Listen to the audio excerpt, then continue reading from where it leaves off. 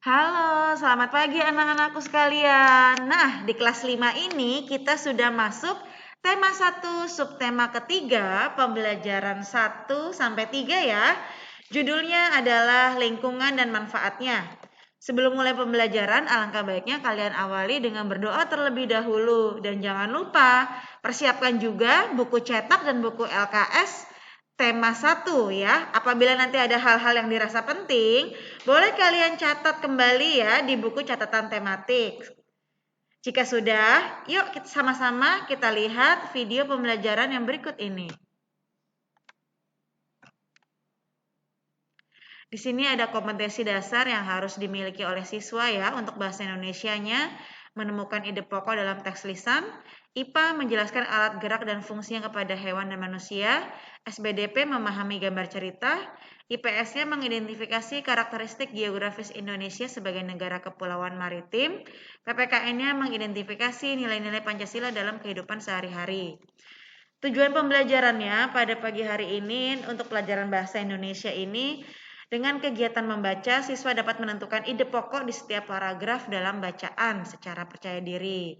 Untuk pelajaran IPA, nanti ada mengamati gambar. Nah, siswa ini diharapkan mampu memahami kelainan tulang sebagai salah satu organ gerak manusia dengan peduli terhadap tubuhnya ya. SBDP, tujuan pembelajarannya adalah siswa dapat membuat komik sederhana. IPS, siswa mampu mengidentifikasi pengaruh kondisi geografis bangsa Indonesia sebagai negara maritim dan kepulauan terhadap kondisi sosial dan ekonomi masyarakatnya. PPKN, nanti siswa menyebutkan perilaku yang sesuai dengan nilai-nilai Pancasila dengan percaya diri. Nah, pelajaran pertama adalah pelajaran bahasa Indonesia. Di sini ada gambar ya. Ada gambar apa ini? Ilustrasi apakah yang dijelaskan oleh gambar di samping? Ayo, siapa yang tahu? Nih, kira-kira apa ya? Ini adalah tanah liat. Kemudian tanah liat diolah, dibentuk ya. Dibentuk akan menghasilkan kerajinan tangan berupa vas bunga ya. Pernahkah kalian melihat orang yang melakukan aktivitas seperti gambar di samping ini? Atau sebelumnya kalian pernah buat nggak kerajinan tangan dari tanah liat? Sudah pernah buat belum? Next, selanjutnya di sini pertama-tama tanah liat kita siapkan terlebih dahulu. Kemudian tanah liatnya kita mulai bentuk. Nah, jadilah sebuah gerabah ya. Berikut ini adalah langkah-langkah membuat cerita berdasarkan gambar ya. Yang pertama, kalian harus amati dengan cermat gambar tersebut. Kedua, buatlah ide pokok masing-masing gambar. Dan yang ketiga, kembangkan ide pokok menjadi sebuah paragraf. Nah, berikut ini adalah gambar gerabah ya. Di sini pertama tempat penyimpanan gerabah. Kemudian ada gerabah yang sedang dikeringkan ya di bawah sinar matahari. Jika sudah kering ya, gerabah kemudian dicat supaya lebih menarik, lebih bagus ya. Nah, benda-benda yang tadi kamu lihat itu disebut dengan gerabah. Pengertian gerabah adalah barang pecah belah dari tanah liat yang dibakar secara tradisional.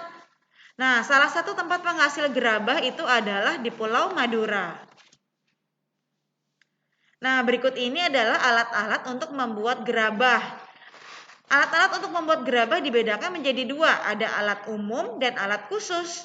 Untuk alat umum ini terdiri dari cangkul, linggis, dan ember.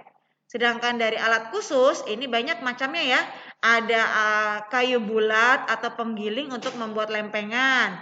Kemudian ada meja putarnya ya untuk membuat tanah liat membentuk lingkaran atau silinder.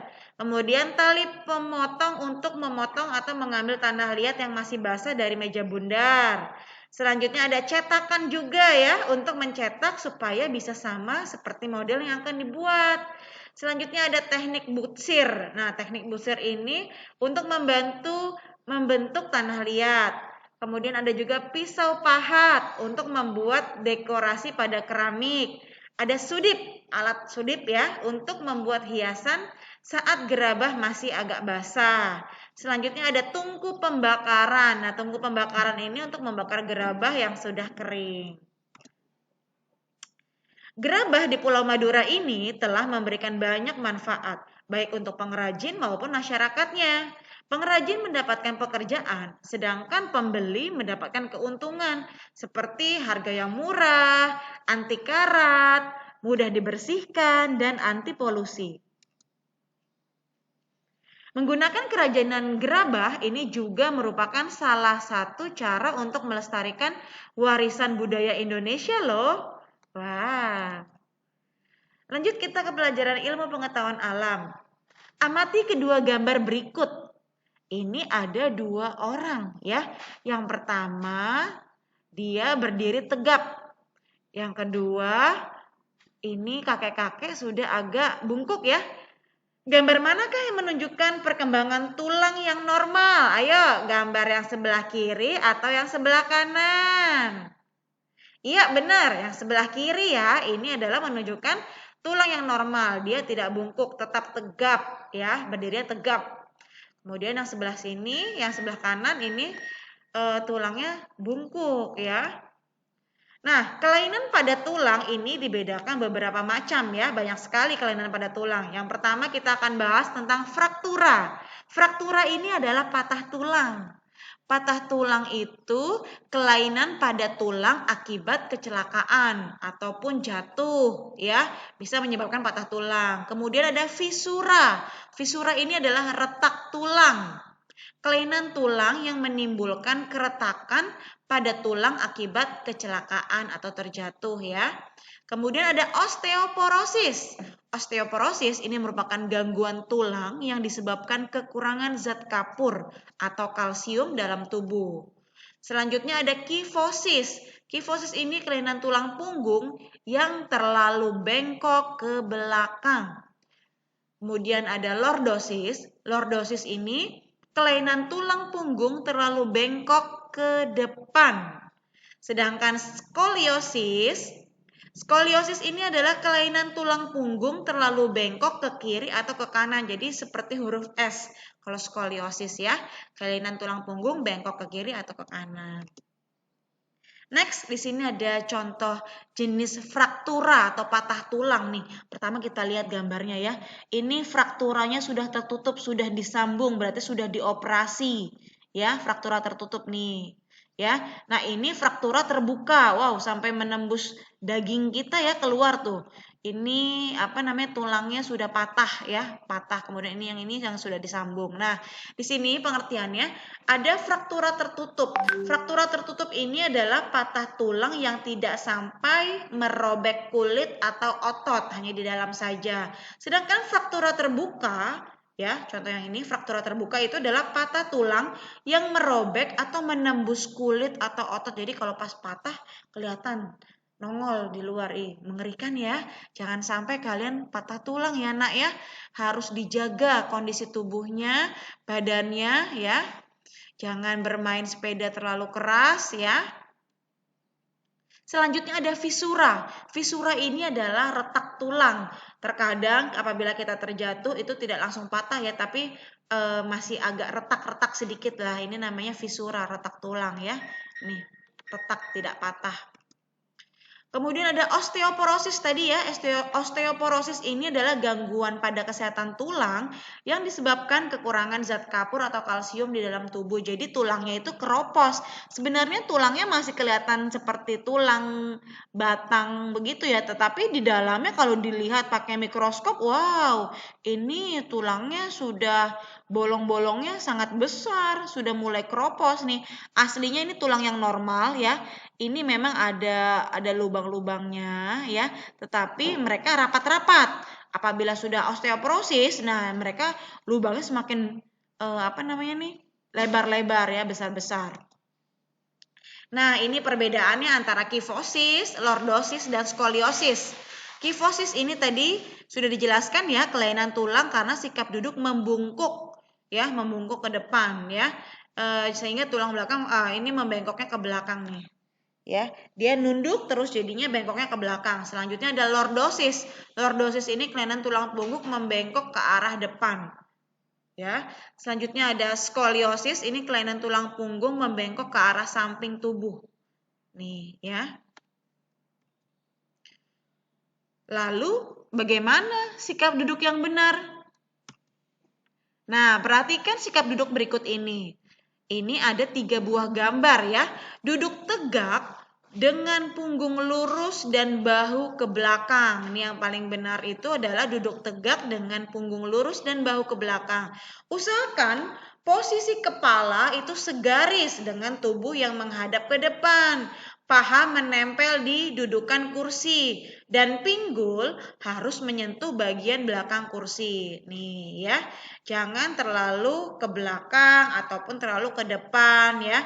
Jadi yang benar itu adalah lurus tegak ya. Lanjut kita ke pelajaran SBDP, di sini ada komik. Pengertian komik adalah suatu bentuk seni yang menggunakan gambar-gambar tidak bergerak dan disusun sedemikian rupa sehingga membentuk jalinan cerita. Berikut ini ada teks ya, ini yang di dalam balon-balon teks ini ya, itu namanya teks dalam komik. Ini berfungsi untuk menjelaskan, melengkapi, dan memperdalam penyampaian gambar secara keseluruhan. Jadi diperjelaskan. Contohnya ini nih. Oke, mari kita mulai langkah pertama, yaitu membuat sketsa. Kamu yang gambar ya, tetapi ayah yang ngajarin ya. Nah, ini ada percakapannya, ini namanya percakapan dalam teks komik ya. Lanjut kita ke pelajaran IPS. Potensi alam di Pulau Madura mulai dari bahan tambang, hasil hutan, sampai hasil pertanian dan hasil laut, ini membuat banyak orang kagum. Untuk mencapai Pulau Madura harus melewati Selat Madura. Namun sekarang ini berkat kemajuan pembangunan nasional telah dibangun jembatan Suramadu yang melintasi Selat Madura dan menghubungkan kota Surabaya dengan Pulau Madura. Indonesia merupakan negara maritim. Negara maritim itu adalah negara yang memiliki perairan yang sangat luas. Hampir 2/3 wilayahnya merupakan lautan. Antara pulau yang satu dengan pulau yang lain ini disatukan oleh laut. Kondisi geografis Indonesia secara maritim dan kepulauan menyimpan potensi yang besar dalam berbagai bidang seperti bidang ekonomi, sosial, budaya, dan transportasi. Indonesia merupakan negara maritim dan negara kepulauan. Jumlah perairan yang lebih besar daripada daratan membuat Indonesia menjadi salah satu negara dengan potensi laut terkaya di dunia. Wow, hebat ya. Nah, berikut ini adalah jenis pekerjaan yang memanfaatkan sumber daya laut. Pertama, sudah pasti kalian tahu ya, ada nelayan, kemudian ada pedagang ikan, ya, petani garam, ada jasa pelayaran juga ya yang menghubungkan pulau menggunakan kapal. Kemudian ada petani rumput laut, ada juga budidaya kerang mutiara untuk diambil mutiaranya ya. Kemudian ada usaha pariwisata seperti villa-villa ya. Kemudian dan ada pertambangan minyak bumi. Dampak dari letak dan kondisi geografis bangsa Indonesia secara negara maritim ini, komunikasi dan interaksi antar penduduk menjadi lebih mudah, baik antar warga negara Indonesia maupun orang Indonesia dengan warga negara asing. Terjadinya pembauran, pencampuran atau peleburan nilai-nilai antar pulau dan antar negara. Terjadinya perubahan perilaku masyarakat karena pengaruh masuknya pola dan nilai perilaku dari pulau, daerah maupun negara lain. Selanjutnya terjadinya perpindahan ilmu, pengetahuan, dan teknologi. Lanjut kita ke pelajaran PPKN. Tahukah kamu, meskipun terdiri atas 5 sila, namun sila itu merupakan satu kesatuan yang utuh. Artinya, satu sila ini dapat menjiwai dan dijiwai oleh sila-sila yang lain. Berikut ini adalah cara-cara yang dapat dilakukan untuk memupuk rasa persatuan dan kesatuan. Antara lain yang pertama, menyelenggarakan Pekan Olahraga Nasional dan Daerah, mengadakan jambore nasional dan daerah, mengadakan gerakan sosial yang diikuti oleh semua agama, mengembangkan dan memperkenalkan budaya daerah sebagai budaya nasional, membangun nasional yang merata di seluruh wilayah. Alat pemersatu bangsa Indonesia adalah sebagai berikut. Yang pertama ada dasar negara kita, yaitu Pancasila, benar. Selanjutnya ada bendera nasional. Bendera nasional kita yaitu bendera merah putih. Ada juga lagu kebangsaan kita. Apa lagu kebangsaan kita? Iya, benar. Lagu Indonesia Raya, ciptaan W.R. Supratman. Selanjutnya ada bahasa nasional kita, yaitu bahasa Indonesia.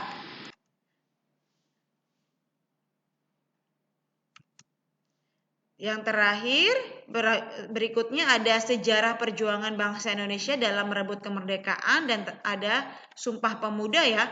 Siapa yang masih ingat? Sumpah Pemuda dilakukan atau diperingati setiap tanggal berapa? Iya, benar. Setiap tanggal 28 Oktober ya. Nah, anak-anakku sekalian, baru saja telah kita simak bersama-sama video pembelajaran dari tema 1, subtema ketiga, pembelajaran 1, 2, dan 3. Sampai jumpa lagi di video pembelajaran berikutnya. Tetap semangat belajarnya ya, dan terapkan protokol kesehatan. Bye-bye.